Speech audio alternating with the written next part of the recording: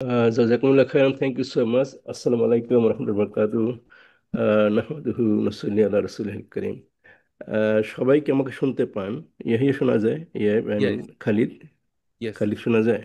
কি শোনা যাচ্ছে? ইয়া, স্পষ্ট শোনা যাচ্ছে, ওকে অসুবিধা। ওকে।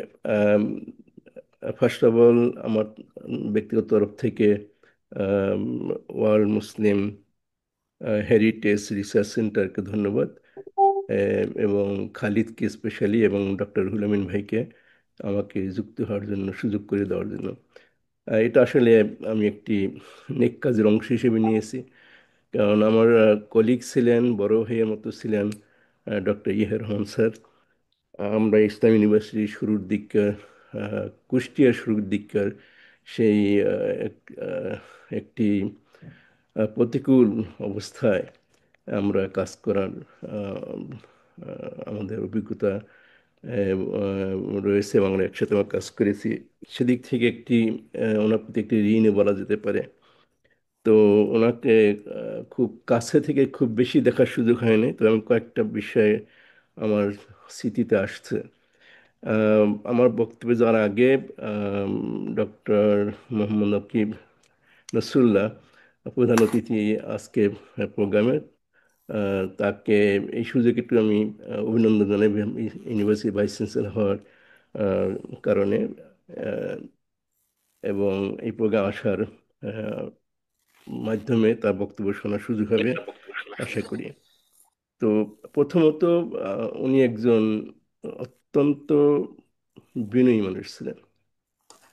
আহ, খুবই হাস্যজ্জ্বল ব্যক্তিত্ব ছিলেন। একদিন কোনো একটা কাজ, ইউনিভার্সিটির কাজ, উনি সরাসরি আমার বাসায় চলে এসেছেন। আমাকে উনি খবর দিলে হতো, কিন্তু উনি নিজে এসেছেন। এটা আমার জন্য অত্যন্ত, কি বলে, আহ, আমি বলবো যে আমি এতটা লজ্জিত হয়েছি, কারণ উনি আমার কাছে এসেছেন। আমি এত ওনার ছোট, তারপরেও এটা ওনার একটা বদান্যতা, এবং ওনার কি বলবো, বিনয়ে উনি প্রকাশ করেছেন। এবং হোয়াট ইজ কল্ড, জ্ঞানের ক্ষেত্রে ওনার, আমি তো ওনার এরিয়ান না, তারপরও আমি ওনার একটা লেখা আমার চোখে পড়েছিল, জুমার খুতবা, সে বহু আগে। তো সাধারণত আমরা যারা মাযহাব অনুসরণ করি, মাযহাবের বাইরে গিয়ে কথা বলার সাহস অনেক অনেক আলেমদেরই, মানে সম্মানিত আলেমদের থাকে না। কিন্তু উনি ওই সময়ে, এখন থেকে 25-25 বছর বা 30 বছর আগে, উনি বাংলায় খুতবা দেওয়ার পক্ষে ওনার মত প্রকাশ করেছিলেন আমাদের ইসলাম ইউনিভার্সিটি জার্নাল লেখা। এবং এটা আসলে বলবো খুব ফরওয়ার্ড লুকিং এবং ব্রেভ রাইটিং, কারণ এটা একটা বাস্তব প্রয়োজনীয়তা ছিল। যদি বাংলাদেশে না হতে পারে, কিন্তু বিদেশে আমরা দেখেছি, আমাদের এখানেও কি বলে, নতুন কোনো কোনো মসজিদে শুরু হয়েছে যে হানাফি আহ, খতিব উনি বাংলায় খুতবা দিচ্ছেন। কারণ লোকজন আসে অত্যন্ত অল্প সময়ের জন্য, তারা কথা শুনে চলে যায়। তো তাদের পক্ষে কি বলে, ফর্মাল খুতবা বাইরে বক্তব্য শোনা, আবার খুতবা শোনা, অ্যারাবিক শোনা, এটা ডিফিকাল্ট।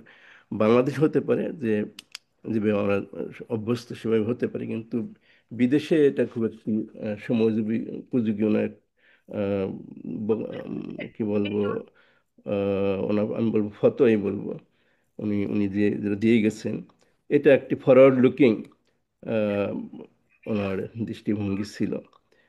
আর তারপরে আমরা দেখেছি উনি বিভিন্ন দায়িত্ব পালন করেছেন, শিক্ষক সমিতি সহ ফ্যাকাল্টি, বিভিন্ন দায়িত্ব ইউনিভার্সিটির ভিতরে বাইরে বিভিন্ন দায়িত্ব পালন করেছেন। এতে একটা আমরা এই শিক্ষা পাই যে উনি লিডারশিপ, যে নেতৃত্ব নিতে হবে, এবং সেখানে যারা যোগ্য শিক্ষিত আলেমবর্গ তারা দায়িত্ব নেবেন। তা আলেমদের যে কাছে তো ওয়াহির জ্ঞান আছে, তারাই সমাজকে সত্যিকারে গাইড করতে পারবেন। সেই জায়গাটাতে আমরা আমাদের সাধারণভাবে অনুপস্থিতি দেখেছি, কিন্তু ওনার অগ্রগণ্যতা, এটা আমাকে মুগ্ধ করেছে। উনি সাহস করে উনি এই দায়িত্বগুলো পালন করেছেন, এবং সফলতার সাথে করেছেন। আর হোয়াট ইজ কল্ড, আর অনেক, আমি যারা দেখতে পাচ্ছি যে উনি ওনার ছেলে মেয়েদেরকে মার্শাল্লাহ যোগ্যতার সাথে যোগ্য ব্যক্তিত্ব হিসেবে মানে প্রতিষ্ঠিত করে গেছেন। তার মধ্যে খালিদা হিয়া তার মাদ্রাসা ব্যাকগ্রাউন্ড নিয়ে আবার ট্র্যাডিশনাল ল শিখেছে, ব্যারিস্টার হয়েছে, পিএইচডি করেছে। তো আমার মনে হয় যে স্যার একটা একটা ধারা চালু করতে চেয়েছেন, যে সেটা হলো ইসলামাইজেশন অব নলেজ। সেটা আমি সেদিন খালিদকে বলেছিলাম যে তুমি এই কম্পারেটিভ স্টাডি করো, traditional versus Islamic law, so that আমার মনে হয় যে স্যারের যে হয়তো ওনার স্বপ্ন ছিল যে এভাবে ওনার সন্তানরা এই এই ক্ষেত্রে ভূমিকা রাখবেন। তো এত গুণসম্পন্ন মানুষ, আমি আসলে ওনার স্মৃতিচারণ করতে গিয়ে অনেকটা আবেগপ্রবণ এবং নিজেকে ধন্য মনে করছি যে একজন আলেমের স্মরণ সভায় আমি উপস্থিত হতে পেরেছি, এবং অন্যান্য আমাদের ভাইদের সাথে এই উপলক্ষে দেখা হয়ে গেল, কথা হলো। আমি আসলে ওনার ইন্তেকালের পরে আমি একটা কবিতা লিখে আমি অনলাইনে মানে ফেসবুকে আমি ঋণ শোধের কিছুটা উদ্যোগ নিয়েছিলাম, সেইটা আপনাদের সাথে শেয়ার করে আমি শেষ করব। আমি কয়েকটা লাইন উনি লিখেছিলাম, যদি ধৈর্য সহকারে আপনার কাইন্ডলি শুনেন।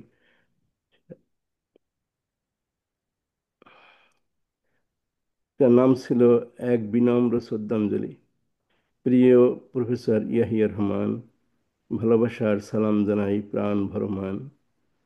আপনার বিদেয় সৃষ্টি হয়েছে শূন্যতা গভীর, সেই স্থান পূরণে আমরা সকলে অক্ষম, স্থির।